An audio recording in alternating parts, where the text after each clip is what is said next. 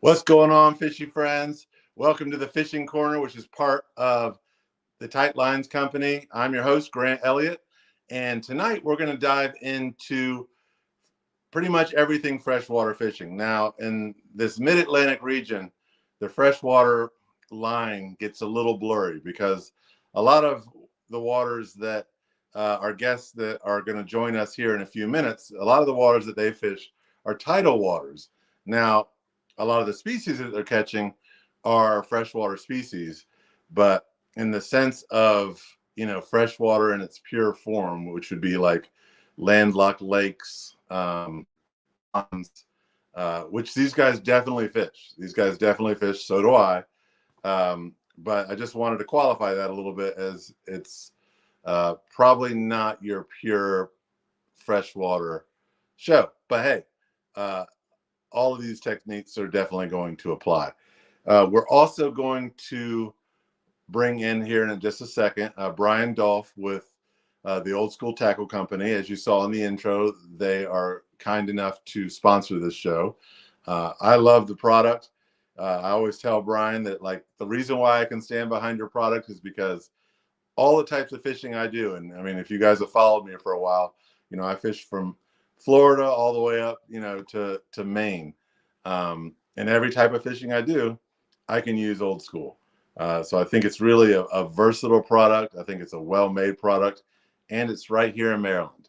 So if you guys are in the area, it's, Brian's a great guy, great family, and it's a local product. So without further ado, let's bring all these guys in. Got all at one. Bang, look at that. Wow, full crowd. Cambo, this is like, what do you guys call the Legion of Anglers show? What do we call it? Yeah, when you had like all the people. Oh, no, we used to call it Legion Live, but I mean, sometimes it used to look like the Brady Bunch, man, because we would have like 8 or 10 guys on there, dude, for sure. Well, Eddie, welcome. Cambo, welcome. Brian, welcome. Brian, we're going to really spend the first few minutes of the show. Hey, Short Sharp, what's going on, buddy? Good to see you. We're going to spend the first few minutes of the show really focusing on your product. And I know, both of these gentlemen that are with us are very familiar with your baits. And we probably know a lot of this stuff. But, Brian, can you start off by telling us a little bit about Old School, how you got into it, the story behind it, how long you've been doing it, and sort of what keeps you doing it? Well, I mean, so I grew up in Ocean City doing a lot of saltwater fishing. So my grandfather in the picture, right? I hate doing this. He's right there. He's really the inspiration for the company. If you've seen one of our other logos with the iconic fisherman with the hat and the pipe, that's a silhouette picture of that same one behind me. He got me tinkering, playing with flounder rigs, bucktails, so on and so forth.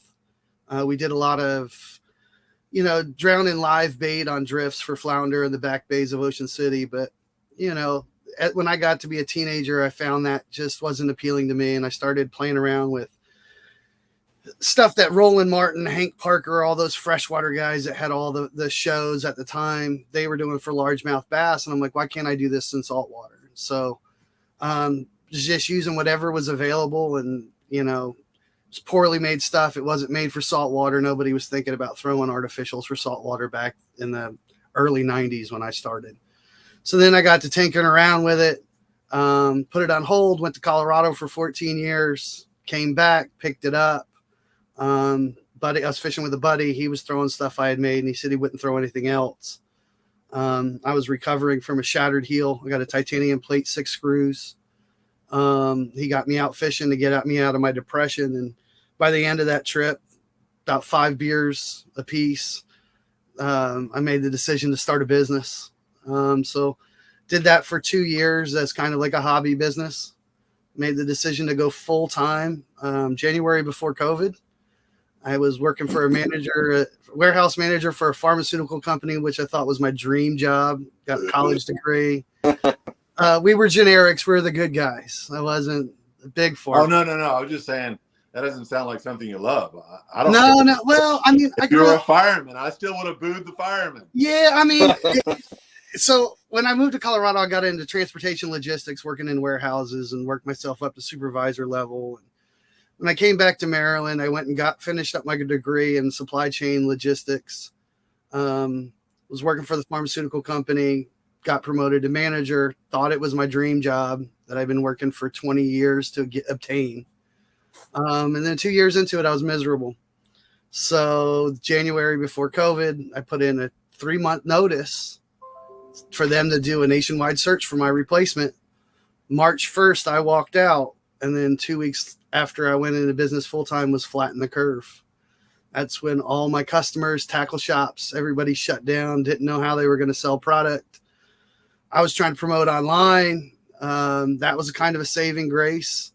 When the tackle stores could finally reopen with the state of Maryland, and they had you can fish for sustenance, and social distancing brought a lot of people back into fishing.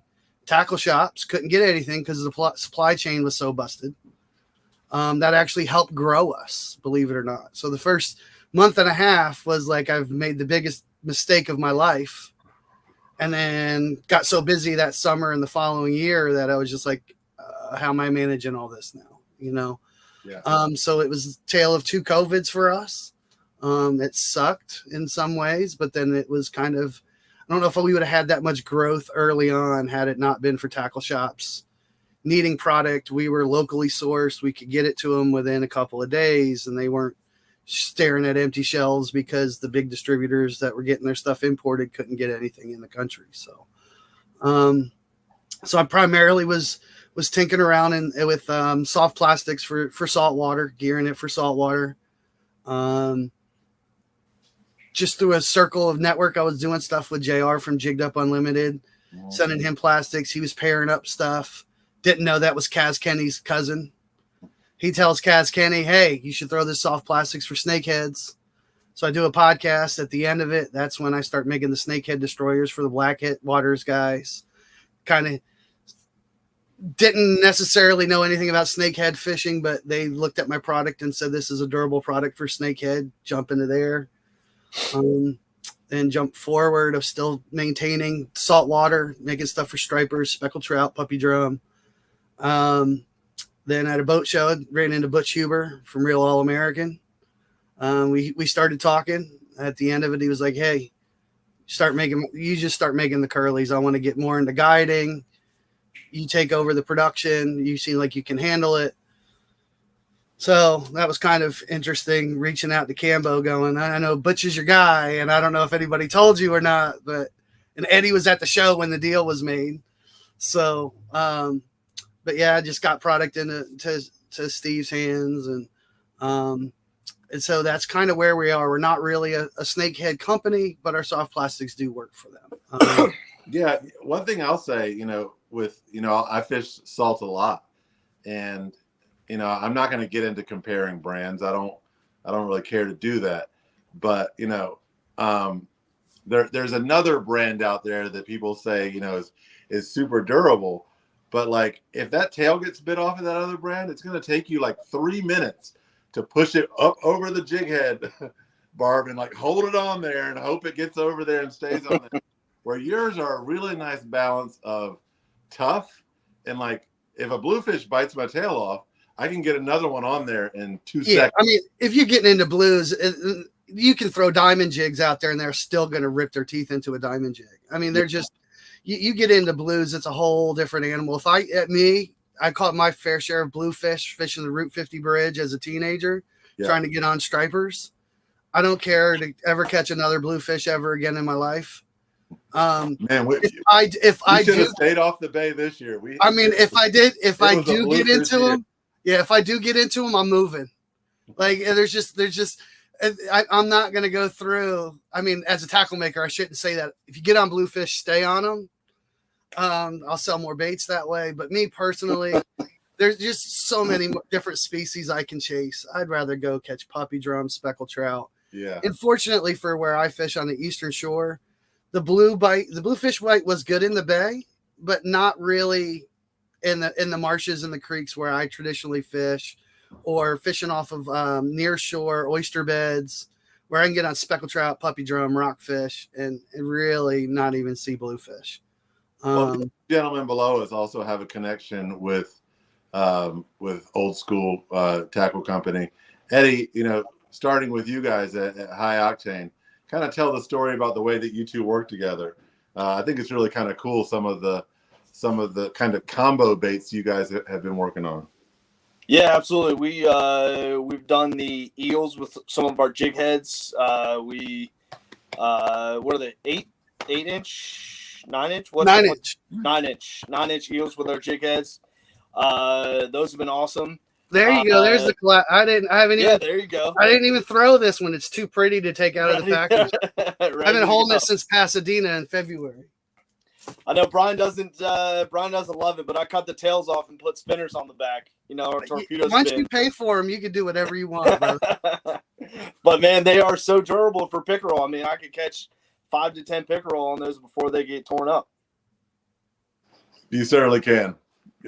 Eddie, I can't say though that I've experienced the same success with the torpedo spin that you do. You must do something. Honestly, Eddie, I think you do less than I do, and that's Things are killer, man. They're so killer. I'm probably trying to like jig it off the bottom and give it all this action. You probably just like reel it in, don't you? No, it's a little jigging back and forth, but yeah. You gotta let it fall a little bit, but steady retrieve. I don't know. It's just a killer for me. Well, since we're on that topic, Grant, you need to come to Johnson's Pond in the wintertime. Oh, I've done that. If you want to throw that torpedo spin and really play with your presentation, you can get on that pickerel bite in the wintertime at Johnson's Pond. I mean, and that pond to Noah, he says crystal clear. Yeah. And my experience with Johnson's Pond was really the place, and I've heard Eddie say it as well, is that pickerel are a fish that really rewards you for a good cast, as our snakehead that I've heard say a lot of times. I mean, there's a lot of species like that. I mean, sight cast and puppy drum and very shallow water. It's more hunting with those species, I find, than it is fishing. You're going to stripers, speckled trout. You're going to do a lot of trolling, especially on a kayak. You're covering a lot of water. They could be anywhere in the grass beds or off of points. And when you get into opportunities where you see snakehead, anything finning, that's where you got to be accurate on your cast and be on point with your presentation and just hope that they're hungry. I mean, that could be the frustrating piece with redfish in particular. Yeah, absolutely. I fished the Tangier Classic and I fished with Kelly Spees.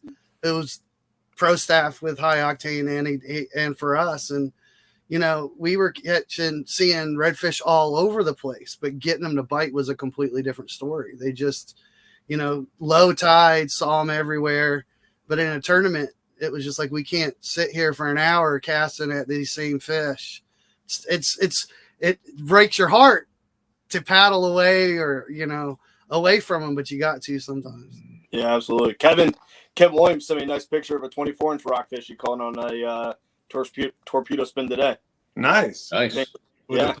Pink torpedo spin, Kevin. There you go. It was.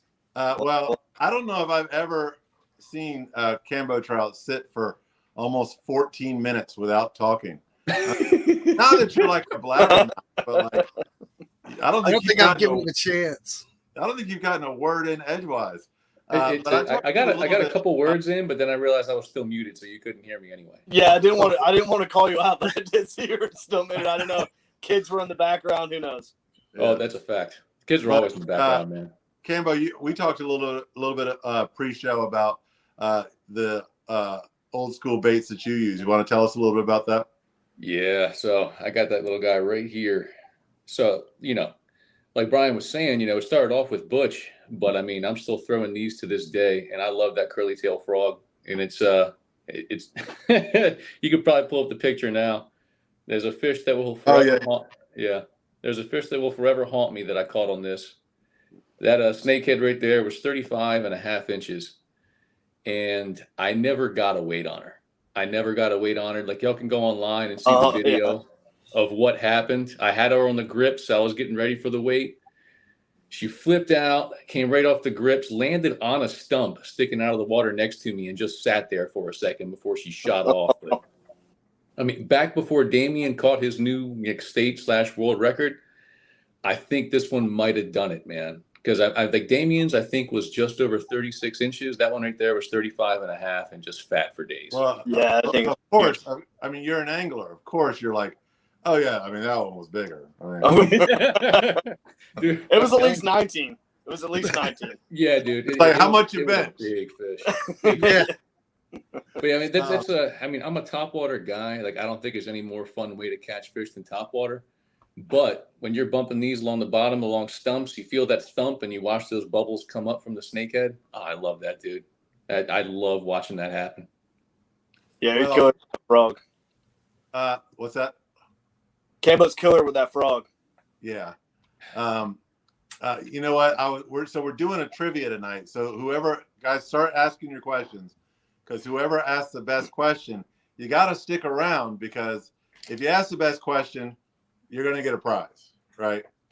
And there's two of those. Kambo's going to pick one. Eddie's going to pick one. But you got to stick around, because we're going to do trivia at the end of the night. And I was going to do the trivia on the biggest snakehead, the world record snakehead. And I started doing my research, and I see Damien's got one, but there's this one in Virginia.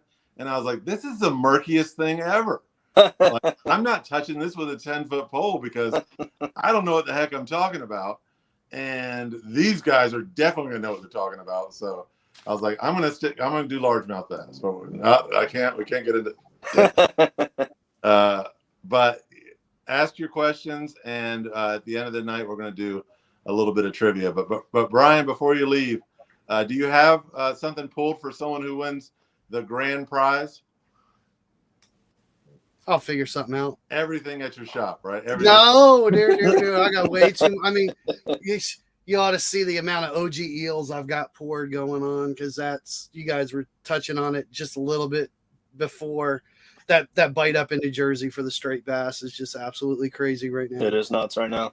And I mean, you've got the largest biomass of menhaden. I know we do a lot of bickering in Maryland with what's happening down in Virginia, but the largest biomass of menhaden is right off the coast of New Jersey, and those big fish don't move for months.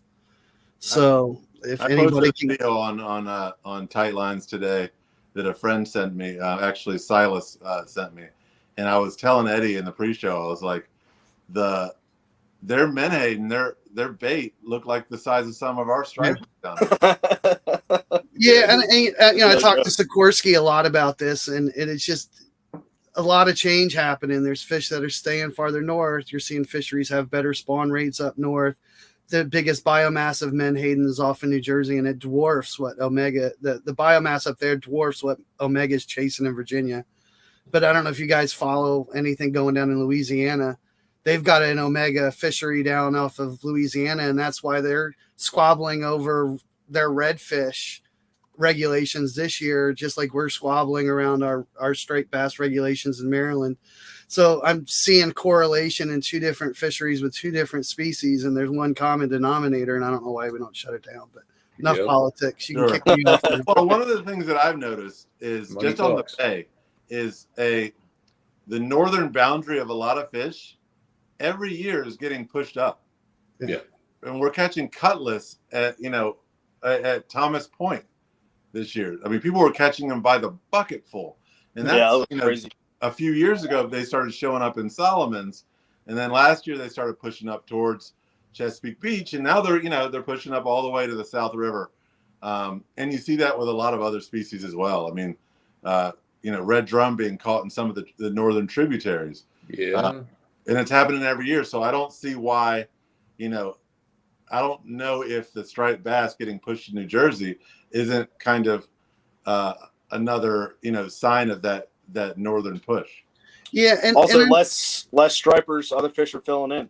Yeah. And, there's murkiness in the data sometimes too. And I was talking to Sikorsky when growing up in Ocean City, striped bass, the only time we caught them is when they came in off the ocean in through the inlet to the Route 50 bridge. Mm-hmm. Now you can go to the Route 90 bridges in the spring and catch 6-8 inch stripers. So there's a reproduction biomass that's happening in the back bays of Ocean City. Yeah. But we don't ever get data on it and no young of the year numbers on it, because to keep the data right for where they're gathering it, they keep going to the same places over and over and over again to collect the data to dictate the trends. But you're seeing other places, the Delaware River, back bays of Ocean City, Hudson River, their classes are getting better and better every year. I don't know if there's that many fish that are actually making it all the way down to the tunnel and coming into the bay anymore, but we could talk all night about that. Before you go, what's next at Old School? What you got? Anything new that you're working on? Any new colors? Anything that you're pushing out? Yeah, we're working on some new OG eel colors. We're still trying to finalize what our perch spinners are going to be, because the crappie bite starts in the Pocomoke River. Yes. Matt from Seahawks Sports Center really fishes that hard in the wintertime. So he's got his order of underspins. We've got some smaller underspins that we do for the crappie. We do 2-inch grubs for the crappie. We do perch spinners, crappie spinners, with all the barrel reps that Steve from High Octane showed me how to do for the redfish spinners. We do the same thing with our perch spins, barrel wrapped, split rings. So we're going to start getting into that, plus prepping for winter shows. And but yeah, right now it's big bait season for the guys that want to stay on the stripers, the diehards that go and fish them all winter long, the Alan Batistas of the world. Batista loves your eel, and I'm sure you are going to be just pouring eel after eel after eel. Yeah, and that one is just the organic growth of the company. I made them for a select group of individuals, didn't really want to market them to tackle shops because I have to hand pour those. So it's not like I can run my injection machine like I do the other baits. I have to hand pour them. They're time consuming. They're a labor of love. I did it for Steve Mason and Dave Hooker, and they all took 3 boats up to Raritan last year. Dave Hooker, Alan asked Dave what he was throwing. Dave Hooker threw him a pack. Alan loved them. I was sitting there looking at trail cam pictures to go deer hunting, and all of a sudden the phone goes off. Picked photo dump from 4 different people, Instagram post from Alan Batista, and just shop orders coming through left and right. And I'm looking at it going, I don't even start making OG eels until December, and they did this at the end of November. And so I was like, well, you know what I got to do? I was like, I'm adding inventory that wasn't even made just to keep the cash register going, because Alan Batista can break a cash register with a post. Yeah. And so it is right now. Yeah, and I mean, I got to thank Alan since he's on here. Alan, that one post, no lie, we did our annual sales the previous year within 72 hours from your one post. That's how much eels we sold off that one post within 72 hours. Yeah. That's awesome. Well, that's definitely what's going to happen with this show, man, for sure. Yeah, appreciate it. I sent him a message that said, you know what, I'm working on them now because I want to be able to go to the deer blind in peace this year. So, Eddie and I were talking, and Eddie was like, man, if we could just get him to do a 7-inch eel. And I was like, I've been wanting him to do that too. So I bugged you again about it, Brian. And Brian just was cut him down. Yeah, Steve and Eddie asked about it too, and so cut off the top. Yeah, if you cut, so how that goes is if I take that bait and then I rescale it in CAD, the action changes by shortening it. Mm-hmm. So the action in that tail, and Alan can attest to it, how that flops on the downfall that triggers the response bites. If you just cut off the 2 inches off the top, you maintain all of that action and presentation. Captain Steve Mason does it all the time for cobia. Just cut. I don't care. Like Eddie doesn't break my heart. Once you pay for it, you can do whatever you want to the baits. There you go. You can dip them in perfume. I don't care. Brian, before we let you go, where can people find your baits? Online or stores. Maybe break it down into where they can find you online. Online at Fish on the Eastern Shore, and where they can find you on the Western Shore. Online at Fish Old School. If you're in the Salisbury area and you want to come by and pick it up, I'm normally in the shop. I mean, this is my full-time gig, so send me a message. Shore Sharp, yeah, man. I'm actually sitting in half the shop right now. Eddie's been in here. Half of the shop is showroom. The other half is manufacturing. So if you want to stop by, just let me know. Give me a heads up. Fall ball's over, so I'm not doing baseball games with a kid. But yeah, shoot me a message. We can get you in here. If you're in Princess Anne, Winks carry some of our stuff. Winks Sporting Goods. If you make the drive down to Pocomoke, Seahawk Sports Center, can always place an order online. fisholdschool.com. Schedule a pickup, or we ship. We ship to Canada and Puerto Rico. I just sent baits out to Puerto Rico today. So if that's pretty much how you can find us. If you're in Easton, Rusty Hook, reach out to Will from Wilson Outdoors. He's got some stuff. He's got some limited hours right now. And we are still working on, I think Edgemere Bait and Tackle may have some of our 4 3/4 inch paddle tails left. We got to reach out to Brian and see if he needs a restock or how he is for the season. But that's where you can find us. I don't set expectations too high, but from my experience with Brian, he's a fast shipper. Like, try to be. That stuff gets out quick. I couldn't do that. I couldn't do that last November with Alan. I was like, felt bad because I was like, it took me like 7 days to get caught up. Just take the compliment and roll with it. Be like, oh yeah, totally. I do have peak times where, you know, I try to get, because most of the stuff is in stock and I just have to package it and ship it. Some other things I've got to get it. And some things are a little bit made to order, and when I'm a little bit behind, it gets tough. But we typically you'll normally get a shipping notification within 72 hours, but most of the time, some people have been like, man, I just placed the order and I get the shipping notification 10 minutes later. I'm like, I'm packing orders as we speak. So, but yeah. Well, guys, you know, for whoever's watching, if you're making a decision on, you know, your baits, on your soft plastics, first of all, you know, I was about to say, if everything else is even, buy local, but everything else isn't even. I mean, Brian really tailors his baits to fit the fishing that you do in this region. So, you know, there's a lot of reasons. There's a lot of things that you consider when you're buying your baits, but not only are you supporting a local business, but you're also buying baits that, you know, from a guy that's fished this region for most of his life. So, Brian, thanks so much for stopping by. Any final words? No. I'll let Cambo do the talking now. You can kick me off, buddy. I can get a word in. Let's do it. Dude. All right, guys. Thanks so much, Brian. I appreciate you coming in. Buddy. All right, man. All right, Cambo, man. I'll let you talk some, bro. Go ahead. Just say something. Dude. I mean, I'll be honest, dude. It's like I've been struggling to get out, man. It's like I got a new job now. You know, yesterday I worked from like 6 till like 9 at night, and that's kind of the average, dude. You add that on to daylight savings now. Afternoon trips, man, it's hard to fit that in anymore, bro. Yeah, there's nothing left in the day. No, I'm having to like rededicate myself to it and like really dig deep and stop looking for reasons when I'm, you know, for like being tired or, you know, other stuff. It's like, if I can go, I just gotta go, because you're right. You know, your opportunities just aren't there with. Have you ever regretted it? Do you pull yourself out of bed and you go? No. But you know, there is a year to review, whether it be, you know, your own experiences, Cambo, but I know you talk to guys all the time. And Eddie, you know, whoever wants to kind of go first, reviewing the year, you know, what, and we can do, you know, snakehead, bass, anything that you know you had success with more this year than other years. Maybe, you know, Cambo, maybe you've noticed a difference in the snakehead bite, or Eddie, you know, maybe you've noticed a difference in how those snakeheads have kind of established themselves on the Western Shore. But guys, just jump in.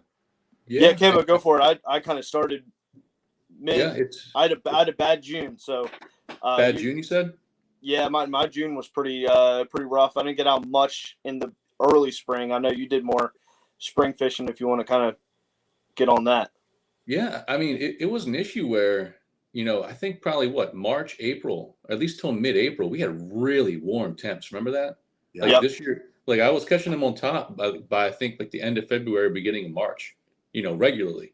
Yeah, early season was really good. It's like, I know we talked about it a little bit online. I made a video about it. It's like once they got to I think it was late April, early May, and the bottom just fell out of the temperatures.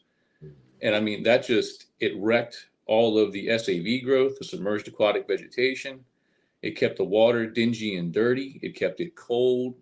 I think the snakehead were actually in pre-spawn by March, and they were getting ready to nest in early April. And then it's just that cold temps hit, killed that crop, reset the whole cycle. And it's like I didn't see a good number of fry balls probably until late July, late July. Yeah. And even then it was only in select areas because I mean, if there's no SAV, those snakehead are sitting ducks for both. I was going to let you buy with the SFV, the super fancy vocabulary. Underwater grass. Until you said it. Underwater grass. No, you said it twice, and I was like, dude, no. Well, the submerged aquatic vegetation, the SAV. I like my big words. You gotta let me have my big words, man. No, it's all good. It's all good. Yeah. But I mean, all in all, I say the highlight of the year for me actually came in later in the year. And that's when I got my son on his first topwater snakehead. Like his friend William, I got him on his first snakehead. And, I think that was kind of like a reorientation of my priorities this year was once it got to be a little bit later in the year. Like, it's like I love to compete. I love to be out in the tournaments and I love to get out into like really difficult conditions. But at the same time, it's like, I'm a father of 3 and, I want to bring them up in the same kind of tradition that my dad brought me up in, my dad and my mom. So it's like getting kids into fishing and seeing them develop that same kind of passion. That's probably been the highlight of the year for me, man. Yeah, that's pretty awesome. I've done the same with my kids, and for them to start casting on their own and, catching their first fish from a striper from casting to reeling it all the way to the boat. That was my son's first this year. And that was pretty darn cool. Kind of elevated from just perch fishing off the bottom this year, which was really awesome. And Eddie, how's your year been, fishing wise? Yeah, year was good. It was kind of all over the place. Spring, I didn't get out too much. And then, that June was as rough as my June was as rough as it's ever been snakehead fishing. I mean, talk about a lockdown with spawning, not spawning, kind of not figuring out what they wanted to do. I think I fished 2 or 3 tournaments and I got 1 fish in 2 tournaments. I know it was brutal. Cool. But then July was really good. Yeah. I fished a lot more Virginia this year. That was kind of one of my goals was to redeem myself in Virginia.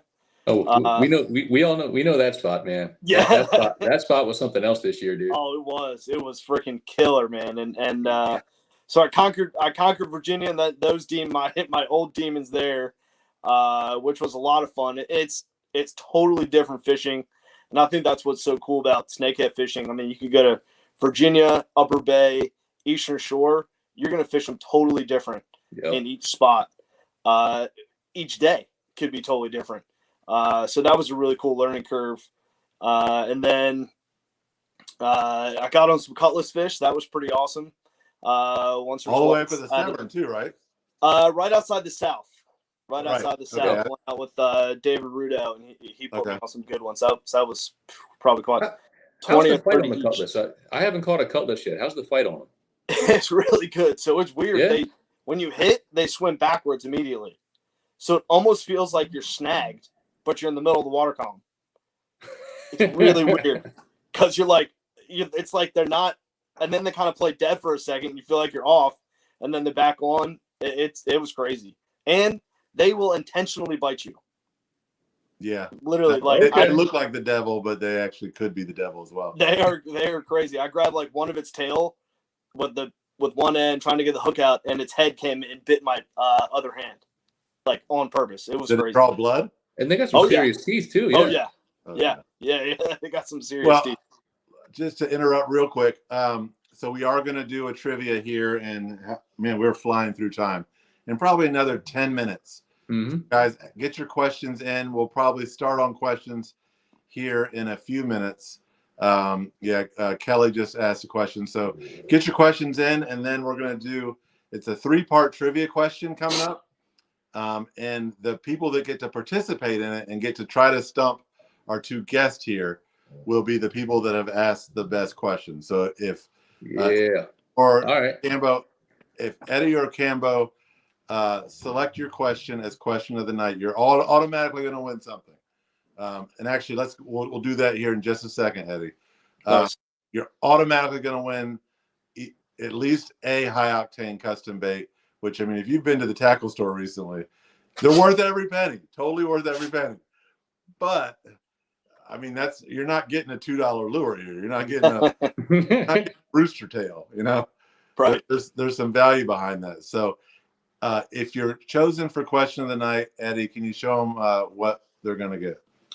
Yeah, so we can get a really lure of their choice. It can be custom made with the chatterbaits, weedless chatterbaits, inlines. Hold those close to the camera, Eddie, if you wouldn't mind. There we go. Yeah, and the weedless chatterbait. Like that weedless. As well, you can do it, in any color you want. We got your traditionals or really anything from the website. You just hit us up, and you can pick whatever you want. I'll make and ship it to you. Nice. Yeah. Good stuff. Yeah. Good stuff. Let me see. So I did want to mention too, I got my first snakehead in the Severn this year, so that was pretty cool. That's what I was going to ask next. Eddie, definitely a how highlight. have you noticed because every year people are saying it's only a matter of time until the Western Shore is, every bit as good as Blackwater, a lot of the spots on the Eastern Shore. Have you seen that continue to progress? And Cambo, I know you fish the Western Shore as well. So, after Eddie, please chime in. Yeah, absolutely.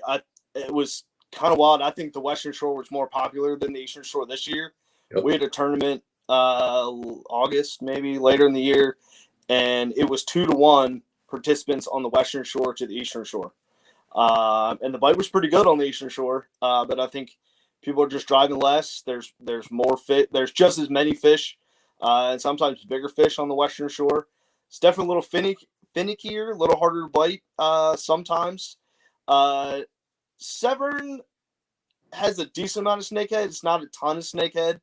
I've seen a couple, had a few chase. I just got really lucky this year on getting one. I kind of just stopped at a random grass spot and saw him and hooked him up. So, and the photo we used for the thumbnail of this video, that's a Severn River snakehead, correct? No, that one was in Virginia. Yeah. Okay. Yeah. I know you sent me a picture of a Severn River snakehead. Yeah, the one on my boat.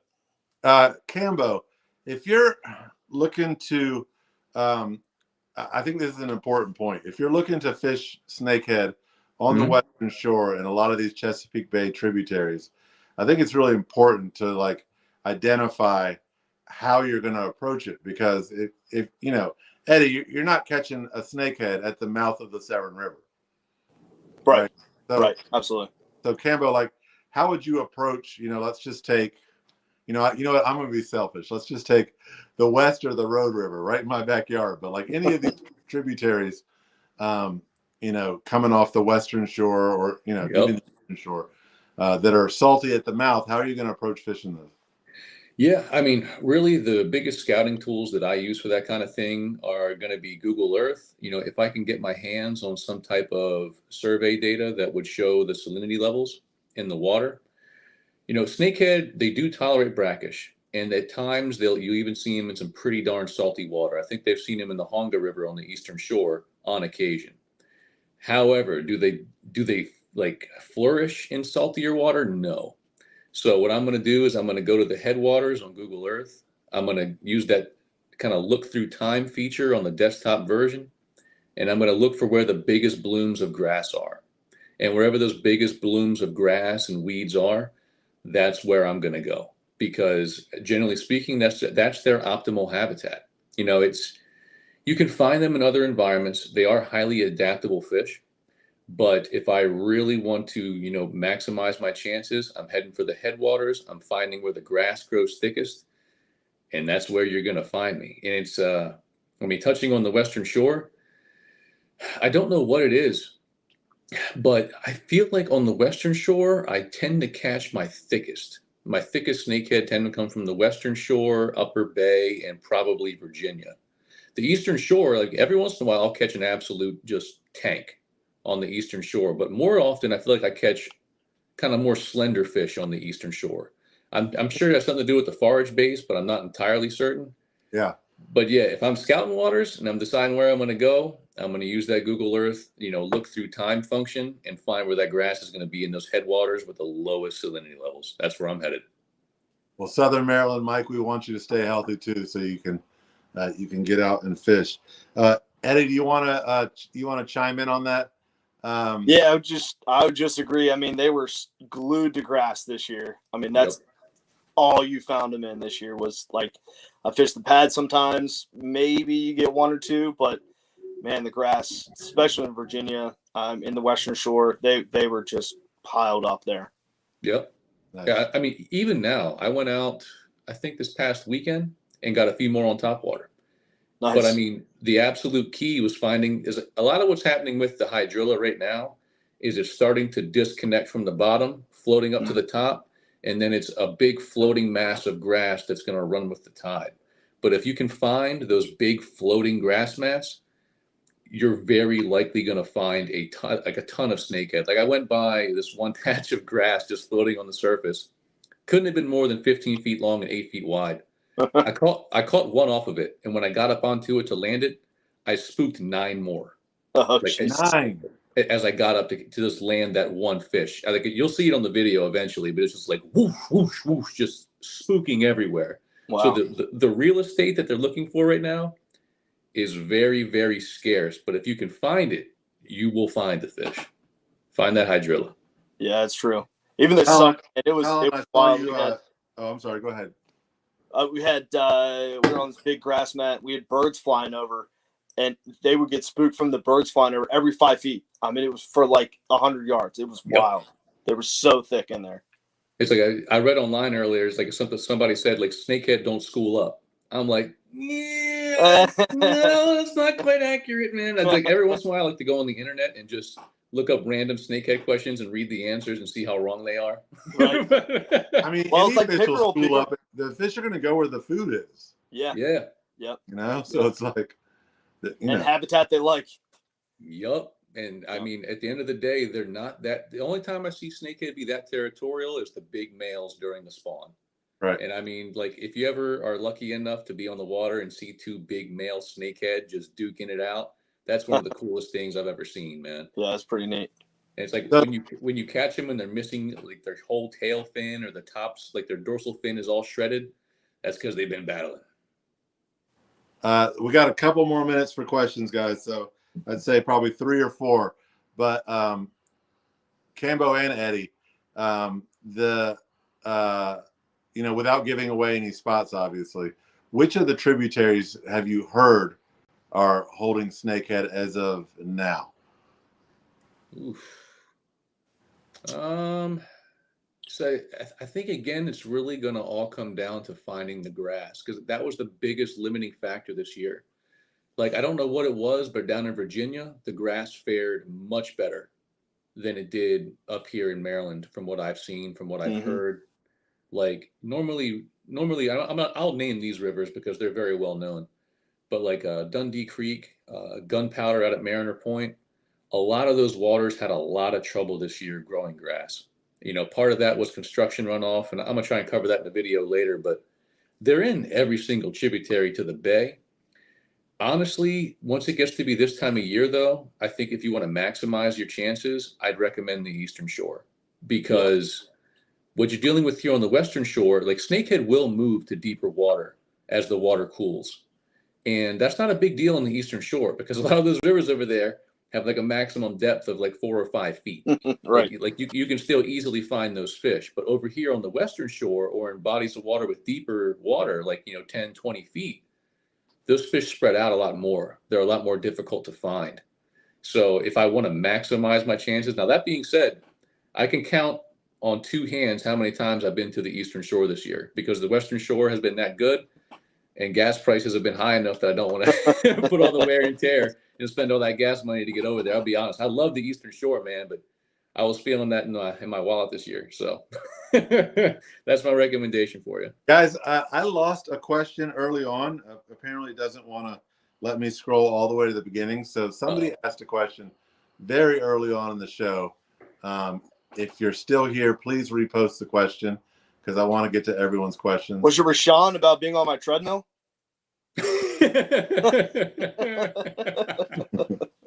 It was not, but we definitely caught that. But we do gotta have stay some fit questions. somehow. What's that, Eddie? You got to stay fit somehow. Gotta say, hey, you know what? Apparently, I don't. Apparently, because it's not working for me. Scott at Lucky and Blessed Fishing says, "How do you motivate yourself in colder months when you can't seem to get out?" Oof. Well, that's a good one. That's a good question. I mean, I'll be honest. For me, there's another good YouTube channel out there, called Mental Health Day, and that's the first words that come to mind when I think about why I want to go fishing in the winter. Because at the end of the day, I used to hunt when I was a kid. I haven't hunted in years, but I still got to get out of civilization for a little while, man. So it's like, do it safely, pack your hand warmers, your foot warmers. I obviously recommend things like dry suits, but how to motivate myself? It's a tough question for me because the fire is always burning inside me. It's like when I get free time, I'm like, where can I go fishing? Like, is there anything stopping me from going fishing today? Let me check my calendar. No? Okay, I'm going. But yeah, I guess what I would say is try to make yourself as comfortable as possible. Because I think the more comfortable you are out there, the more willing you're going to be able to go. You'll be able to go. Like the more willing you'll be able to stay on the water and out there longer. Find ways to make yourself comfortable, warm, and safe out there, and then I think it'll make it easier to motivate yourself to get out. Yeah, huge.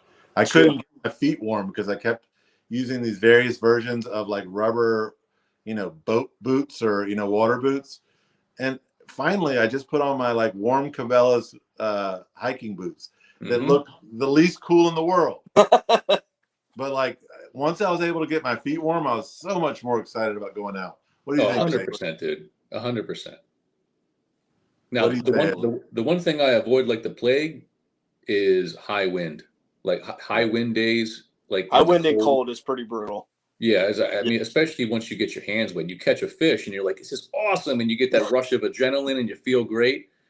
If you don't catch any again for like another 30 or 40 minutes and you got your hands wet and all that kind of crap. So done. Pack a towel, pack gloves, waterproof gloves, preferably. Stay comfortable, man. Or stay wool. Comfortable and safe. Wool gloves. Yeah. Wool gloves, I love my wool socks, man. Yeah. I love my wool socks out there. And if you ask a question, guys, hang around because we're going to have some fun here at the end in about 2 or 3 minutes.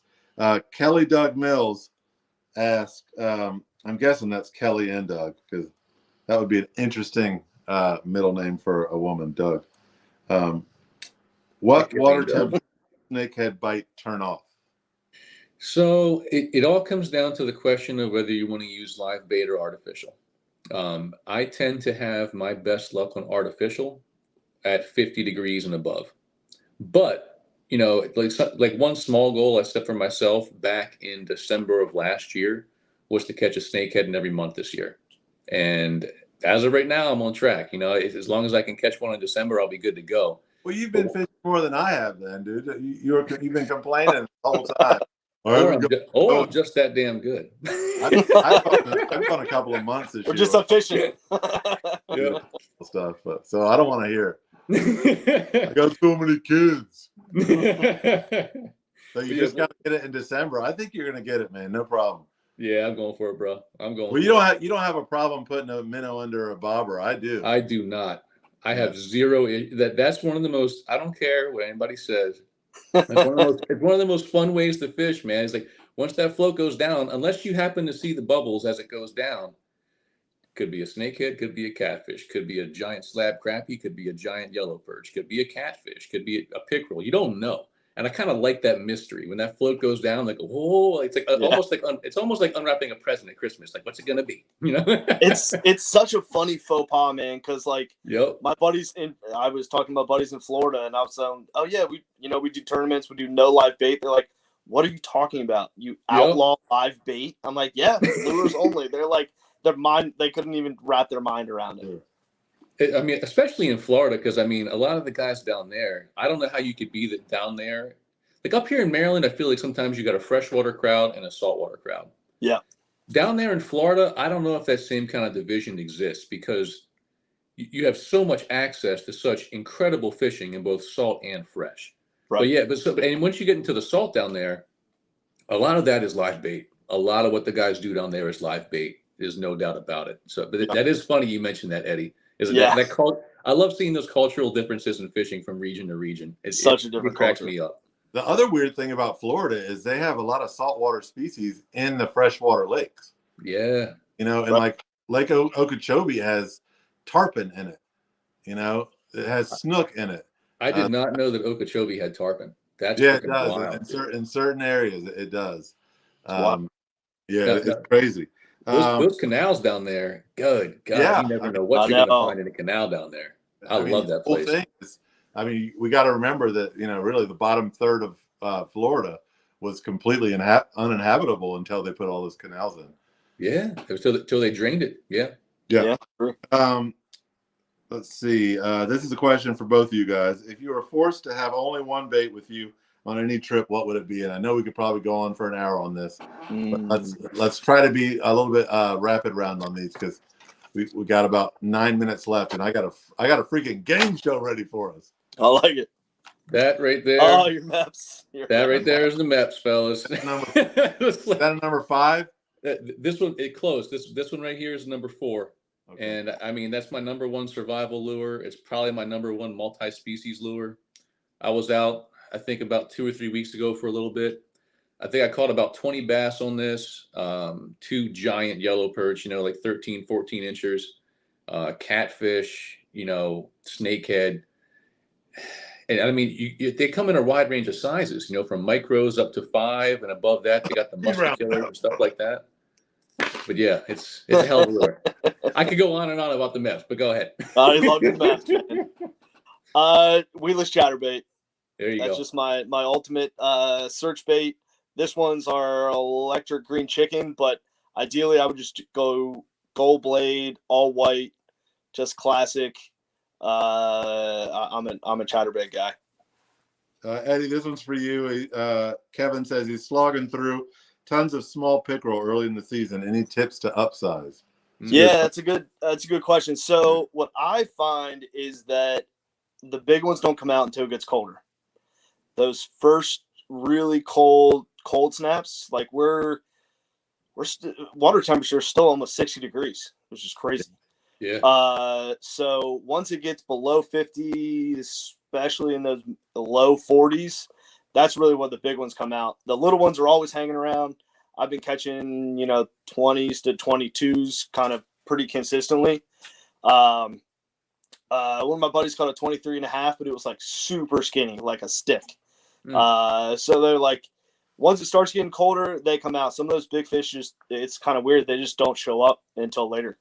Yeah. And pickerel are not one of those fish, even when it gets cold, that you can upsize your bait to catch a larger fish. Even the big ones want a smaller presentation, right? Yeah, totally true. Totally true. I use that pink torpedo spin all year. And actually later in the year, when it gets colder, I downsize from 4-inch to 3-inch paddle tails and have better luck actually downsizing even with bigger fish. Question for you coming from Marcus with Cha-Cha Fishing. He says, I have an opinion question for Cambo and Eddie. And if you had to choose, what snakehead region of the bay is your favorite between Upper, Eastern, or Virginia? Man, that's tough. That's a good one. That's a great question. That's a tough one too. Because I'm thinking about a few different factors here. If I'm going for my heaviest snakehead, I'm probably going to Virginia or Upper Bay. If I'm going for kind of that like real ambiance and getting into nature and getting into like a secluded area, that immersion into it, I'm going to the Eastern Shore. The shore, yeah. Yeah, but if I'm going just purely on the quality of the fish, I think I'm going to lean towards either Virginia or Upper Bay. But if I want to get out and just escape into nature and not hear cars flying by and sirens and everything else, yeah, I'm going to the Eastern Shore. Man, one of my, biggest qualifications of a great fishing spot is the degrees that I can turn my head without seeing any sign of humanity. You're damn right, bro. You're absolutely right, man. Yeah. And the Eastern Shore, there's spots, and some of your spots, Campbell, where you go like 14 miles away from the ramp, yep, where you can get 360 and not see any signs. What about you, Eddie? Yeah, I think before this year, I would have left Virginia totally off the map because I would have said I was never going there again. But probably Eastern Shore. I'm going to just rank them. Eastern Shore first for me because, like you said, it's just the experience. You feel like this is Snakehead land, right? Virginia's pretty close second now. I call some. Virginia was a lot of fun this year, except for Pohick Bay. I'm never going back there. Yo, Jesus, Pohick Bay. Oh my God! How dare you mention that name? All right, let's with no disrespect to any of the people asking questions for the rest of these, but let's really try to do a speed round because I want to make sure everyone's question gets answered. I like it. Shore Sharp asked, what was your guys' best catch of the season? Not a snakehead fisherman. I know he's a salt guy. He says he's looking forward to trying it out. What lure would you recommend for a new snakehead angler? Shore Sharp, come fish with me, dude. I really want to get back out and fish for more snakehead, so I'd love to go with you. Yeah, so I think I'm going to say for my best catch this year, I'm sure I'm going to space on one, but I'd probably go for some buzzbait fishing I did for snakehead down in Virginia this year. That was epic. Like, that was one of the most epic bites that I've been on in my life. Because there was, I'll stop right here, Grant. I'm not going to go on forever. But there was about 4 or 5 inches of water at high tide that came up on this giant hydrilla mat. But there was 4 or 5 inches of water above the hydrilla mat. Oh, man. I caught so many bass and so many snakehead on that buzzbait. I've and never you got had to a see bite like that in my life. Hydrilla. The hydrilla, dude. I love it. And waking on it. Yep. And So recommend one lure. I'm actually going to go with Eddie on this one for a new snakehead fisherman. Yeah. Chatterbait. Yep. Yep. Eddie. Yeah, that chatterbait or this kind of inline spinner. Mm-hmm. Focus. Best catch of the year. Those would be the two. And snakehead in the Severn. That was pretty cool. Yeah, that's been a goal for a bit. You showed me that. I was pretty fired up about that. It was a beast too, so that made it better. Yeah, it was no dink on that one. Michael asked, "What is your dream body of water you haven't fished yet, regardless of species?" I'm gonna have to say the kind of salt flats and salt marshes down in Virginia. I know Chow Chow's been all over the freaking reds down there. That's on my to-do list. They're still on my bucket list. Haven't made it down. That'll be it for me. Man, let's go fish with C.L. Marshall down there, Campbell. Hey. All right. Yeah, that'd be pretty awesome. I don't know if I have an exact body of water, but I would love to get into some giant muskie. Oof, and consistent, like Canada giant muskie. Not like I got to search all day. Like, let's just go to a lake and catch like 15. Yeah, you're looking for the fish of 100 casts, not a right. Fish 100%. Not the fish of 1,000 casts, right? You see, now Eddie opened a can of worms on that because if we're opening the sphere of geography to beyond the Delmarva area, I'd have to change my answer. But I'll be quiet, Grant. You go ahead. No. The question was dream body of water. Go ahead. Dream body of water. Okay, I'm going over to Indonesia and Southeast Asia. And I'm chasing Toman 100%. Yeah, true. Dream big, dude. We got Brian. Favorite fishing shows. Any upcoming seminars for you guys? God bless. I'm spacing on one. I do have one. I got to make a phone call, but I got one coming up. Just check out Cambo Chow Fishing on Facebook, and I'll get the event on there. I got to call somebody about that. I do have one coming up. Yeah, Pasadena's in February. A bunch of the local clubs have some nice meetings once a month. Yeah, and speakers. Ken Island has some good ones, and the guys in Pasadena have a good one too. My mind's blanking. Got one more. And we're going to go to the game show after we pick our questions of the night. So if you guys are try to remember the best question of the evening. Rodney asked, "Are you fishing a hover rig for the snakeheads?" I'm ashamed to admit it. I don't even know what a hover rig is. Yeah, that one actually I'm not familiar with either, Eddie. Is that like with the bobber? Maybe. To the Google. Rodney, if you're still around, fill us in on what a hover rig is. So I just Googled hover rigs really quick. I'm pulling up jig heads that have kind of a wire weed guard on it. Is that what we're talking about? Okay. Kind of like a bass, jig. Yeah, yeah. It's kind of like that. It looks like you would kind of fish a swim bait on it. I'm still checking it out. Rodney, you're educating us tonight, dude. That's right. I got to do more research, man. I have a feeling Rodney knows a lot about fishing that I don't. He watches like every one of these shows, so I'm sure he watches a lot of other people's shows too, and probably learns. He sent me some great videos on some great tips, though. It's awesome. Yeah. All right, guys. Question of the night. Cambo? I'm gonna have to go with Cha Cha on this one, man. That was a heck of a question. He really got my wheel turning. Before we go on, Cha Cha, just comment anything in the chat. Broccoli. I don't care what you write in the chat. Because if you're not still here, we're probably gonna have to pick someone else. Eddie, what's your question of the night? I'm gonna go with Scott, the winner motivation. I want to hit on that just real quick too. What gets me out, like Cambo said, just getting out, a little mental break. The winter morning sunrise. There's nothing more quiet in the world than the winter in the morning. It is amazing. And then chasing big pickerel. I mean, the pickerel, big boy pickerel come out when it gets colder and colder. So that's what gets me out. All right, one of you guys text Marcus real quick.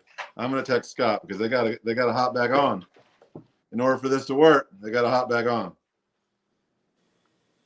Safe.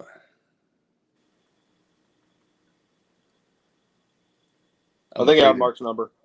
Okay. I'm afraid to do something on here and kick myself off the call. Oh.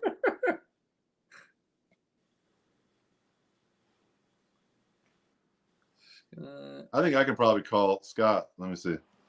Yeah, I think I have to hit him up in Messenger. Where are you at, Scott? Are you calling him? Okay. Oh, Scott's saying he's on. All right. Good deal. I'm just watching. All right. Well, you're good. All right. We got Scott and we got Cha Cha. We're good to go. All right, guys.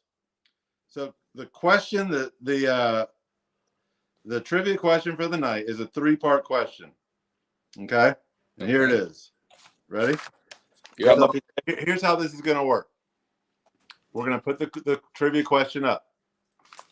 I'm going to start the timer. So, guys, none of this Googling stuff, right? I know you got a computer right there. Right. Eddie, if I see your eyes like darting all over the screen. So the guys that are on the screen, you guys are going to write your answers on your paper. Okay. Right. And when the timer's up, you're going to flash them up. The guys that are at home, when the timer's up, you need to put in your answers as quickly as you possibly can. Right. We're probably going to give you guys another second or so since you're typing. Okay. You know what? No, these guys got to write. Everyone's on the same plane. When the timer's up, you guys got to get your answers in. All right.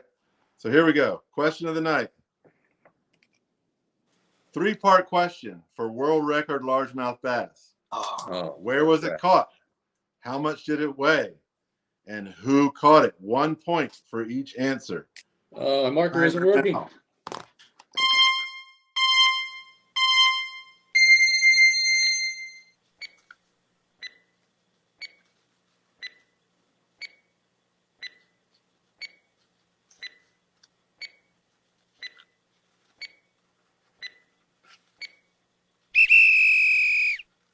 I can't see it. Well, wait, what was the third question? I couldn't see it. Who caught it? Who caught it? Who caught it? Oh, nope, I'm tapping. I ain't got that one. All right. Let's see. Eddie, you want to go first? Hang on. No, these guys at home got to do it first. Oh, everyone else is participating. It's only Cha Cha and Scott. Yeah, let me see those hands, Eddie. My hands are up. All right, hands are up now. All right, Cha Cha. Everyone's chiming in. Scott and Cha Cha, you got to get your answers in. Mike says that's funny. Cambo didn't remember all the parts. My freaking marker failed me, dude. Even the marker I use now is all. You'll see, it's a mess. All right. Rodney says a hover rig is a body-weighted jig that is inserted inside a minnow, fluke-type bait that falls more horizontal. Oh man, that sounds kind of cool. Yeah, I like the sound of it. Yeah, nobody's talking about that. More horizontal in the water column. Yeah, that's pretty cool. That might be pretty cool. Scott, Cha-Cha, come on, guys. Did you not take typing in high school or something? These guys are like.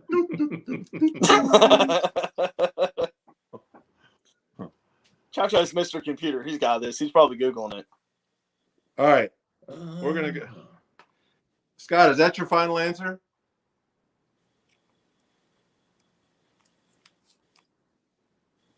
Scott's answer for now, man, it was on the cover of Bass Mag. Wrong.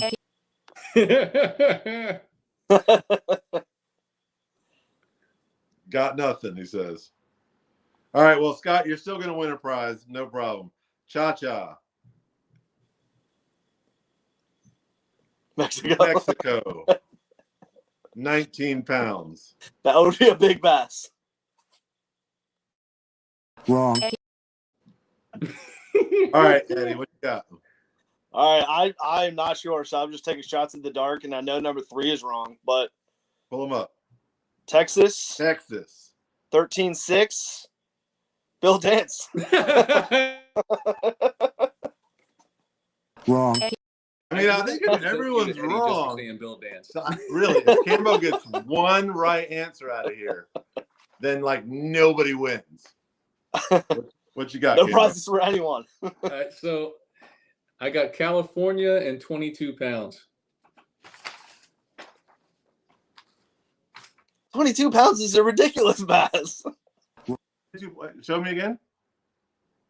Me show you again? Show me the answers again. I said it was California and 22 California, pounds. we're going to stop there. California. Wrong. And then how big did you say it was? 22.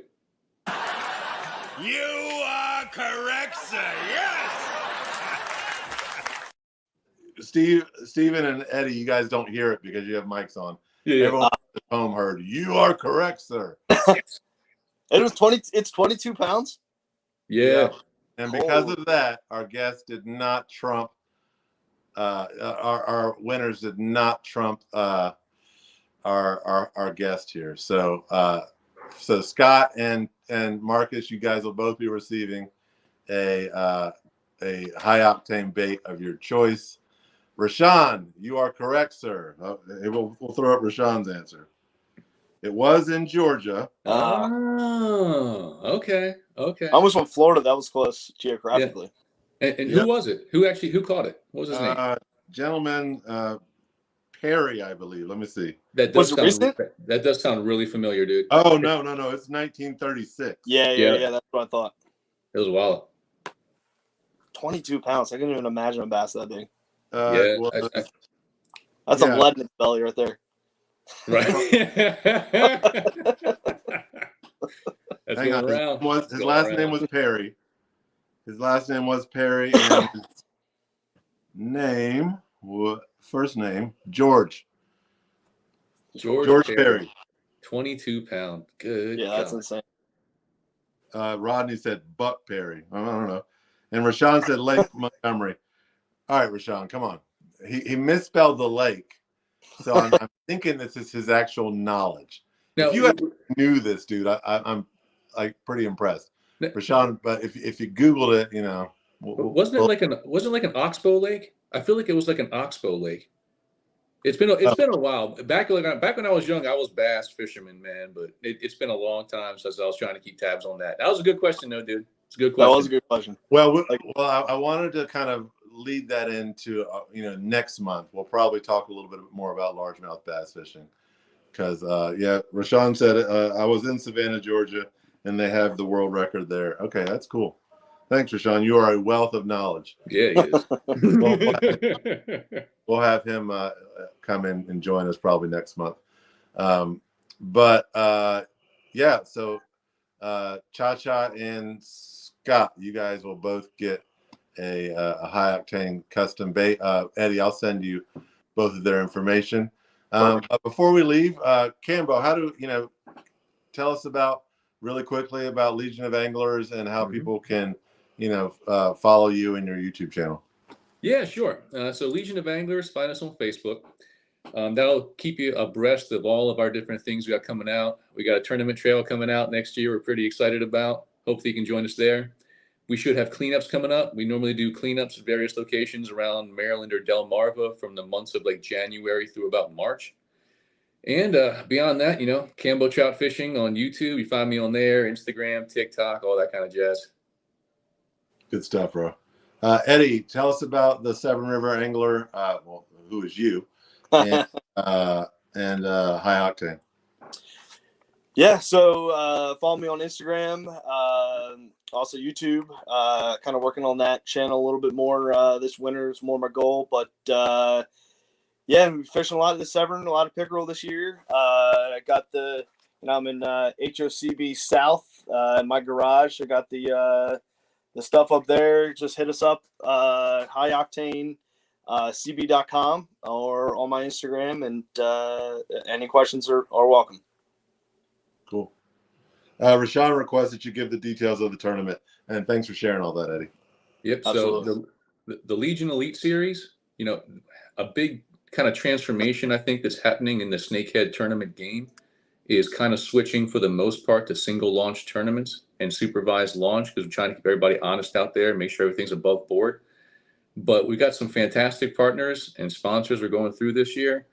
And the championship is going to be, or the person who wins the championship is going to be getting a brand new kayak, man. So you can find, nice. Yeah, it's gonna be a wild ride this year in 2024, man. You can find those events, those dates again on Legion of Anglers on Facebook, so you can kind of save the date for those. But yeah, there's going to be some wild prizes coming out this year. Really looking forward to it. I guess I'll participate. I need a new kayak. So. Oh, there you go. Come on, man. Let's go. I really like those single launch. I've moved more towards that too. It's so much more fun kind of meeting with everyone afterwards, and you see people on the water, and exactly, I'm dude. looking forward to 2024. Exactly. Clear my schedule. You circle up after it, hang out. We usually have hot dogs, refreshments, drinks. You can just sit there and relive the day, whether it was, exciting for you or heartbreaking. We've all been there, man. So bring Absolutely. the stories. Good stuff. All right, gentlemen. Well, I really appreciate you guys both taking the time to join us tonight out of your busy schedules. Next week we're going to have Big Bird from Ocean City and CL Marshall as we kind of cover that Lower Bay, around the corner to Ocean City sector. I know some of the people that were on tonight are big fishermen down in that area. But fellas, thanks so much for taking the time, and we'll see you guys next month, where we're hopefully going to get a little bit more into largemouth bass and pickerel. But thanks everybody for watching, and we'll see you next week. All right, fellas. Appreciate it. Later, guys. Later.